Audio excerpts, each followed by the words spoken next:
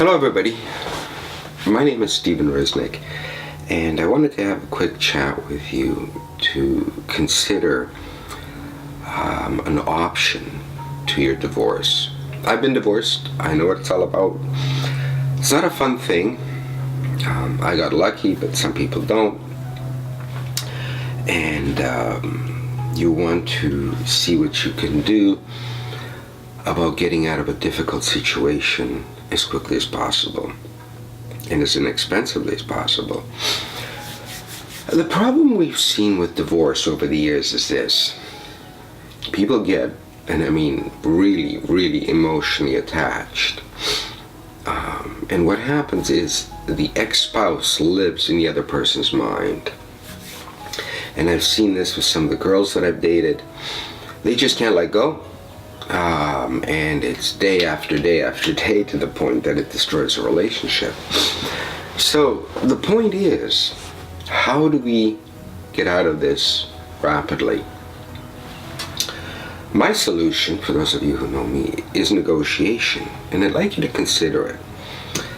A lot of people go to court, they go to mediation, and some go to negotiation simply because a lot of people don't know about negotiation. Here's the situation. What negotiation has is a psychological component. For example, we had one case where the man went to a conference and cheated on his wife. Is that the right thing to do? Absolutely not. However, she couldn't forgive him, and understandably so. In our negotiation, we had to understand both parties' positions. When we finally said to the wife, look, we understand he did this and it was wrong. He betrayed you, whatever word you want to use, even though it was a one-night kind of thing, it wasn't a relationship, but still. She felt that he had never made this up to her in the whole relationship. So, and I don't want to throw any numbers out there because I don't want you to get any crazy ideas. We said to her, this caused you a lot of heartache, caused you a lot of pain and suffering. How do we make this up to you? She came up with a number. We turned around, and I felt that number was fair actually. Talked to our client, and they said, you know what? Give her this. First, take care of this, get it out of the way, then let's resolve the other issues. She was happy. She got that number. She did a few things, got it out of her system. The good news is, they're married again. They're happy. She kicked his butt, financially, physically, got it out of her system. That's the difference between negotiation and mediation. Mediation, not a big fan of. A fellow or a gal called a mediator puts you both in separate rooms. Comes in and tries to scare this person, comes in and tries to scare this person, you meet in the middle. My thinking is meeting in the middle, nobody wins. It's a no-win situation. Because somebody loses on one side, somebody loses on the other. At the end of the day, in negotiation, what we do is try and find something fair, but also to resolve the issues that the parties are facing. Because at the end of the day, have a look at the 6-hour program I created, Relationships 901. There's something there that caused the relationship or the negativity to go past the point of no return, and you can't go back. You can't unring a bell. However, at the end of the day, we're all grown-up children. We spend the rest of our lives fixing the problems we had as children, our views of things, how we were treated, how people looked at us, how we wanted to be looked at, everything. We spend a lifetime trying to fix these problems. And if our spouse, somebody that we get naked with, but not just in the physical sense, in every sense, and put our hearts into, try to be a part of, to make everything work. If this person betrays us, it's over. So, there's nothing left. So at the end of the day, we are looking for something to make us feel good, to make us feel right and whole, and also to punish the other partner for whatever they did. Now, sometimes, let me retract. The difference between punishment and forgiving is substantial. You can punish someone and be okay with it. You don't have to forgive them. And you certainly don't have to forget it, because you probably never will unless you have dementia. And even then, you may end up not forgetting it. So it is very critical. And in negotiation, we take a psychological approach to it, in the sense of, not psychological as in pop psych books.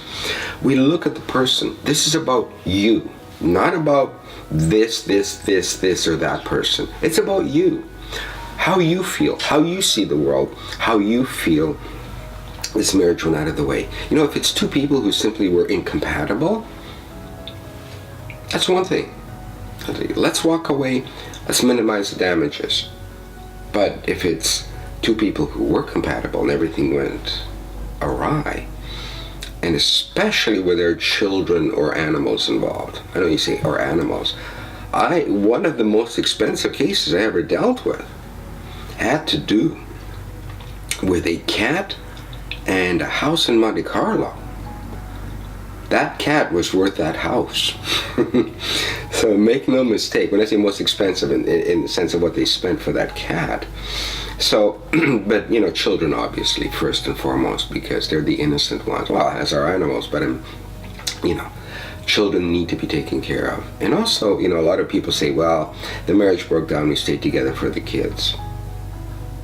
The kids aren't stupid. They know what's going on. They feel the negativity. They feel the strain. And it's not fair to them. So that's another thing to consider. So at the end of the day, negotiation delves into the many aspects of what's going on, what went on, and how can we resolve it. Good news is, the average family law case can cost you easily $100,000. California.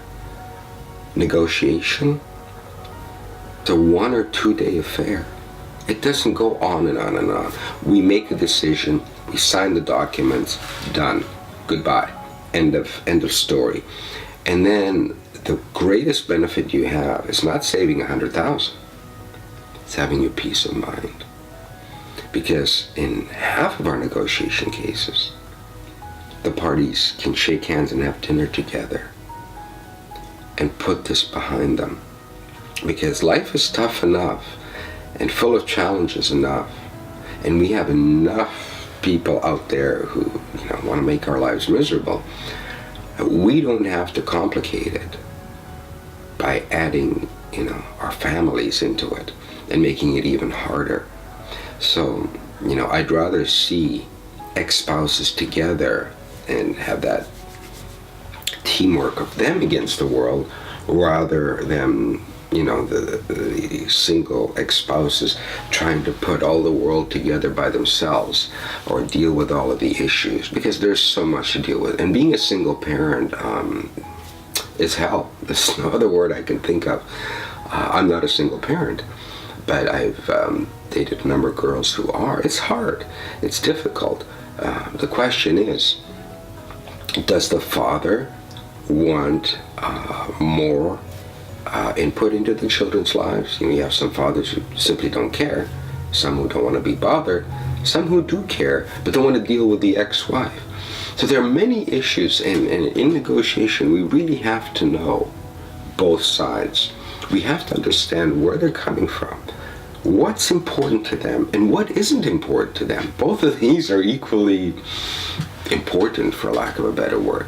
And when we understand that, we can truly come to a solution that gets everybody in a position where they can get their peace of mind. Because in today's world, with economic hardships, children and the various demands that are placed on us through that. And various other issues.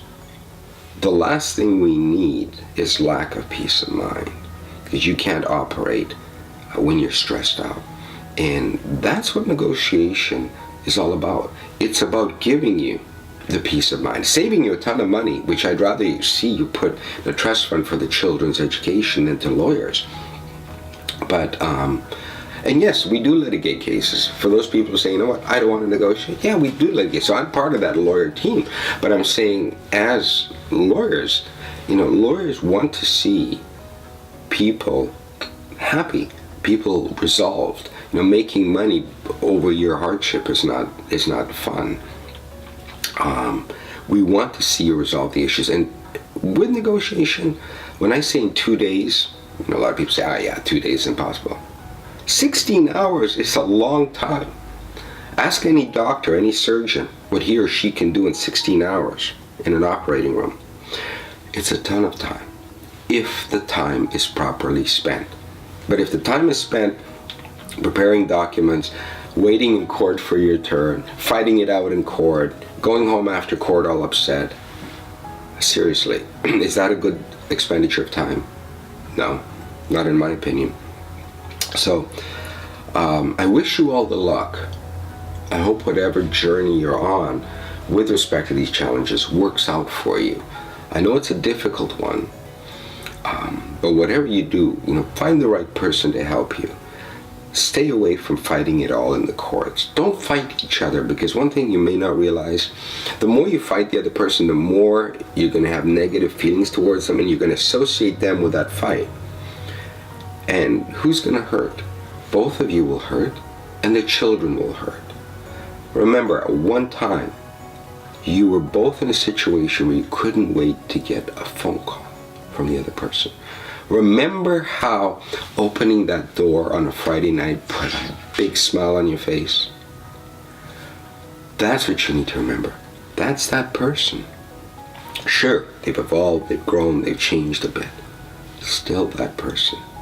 I want you to keep that in mind so that you don't go out and go after each other's throats. It's not what it's about. So, having said that, wishing you all the luck in the world. Hope whatever your challenges are, you can overcome them. Overcome them with working with the other side, not making it worse. You've already had the worst. Let's make that the peak of what worse will ever be, and let's get on to something a lot better, a lot more productive, so that we can all live our lives a little bit happier, because happiness is hard to find. Chase it every second you get. All the best.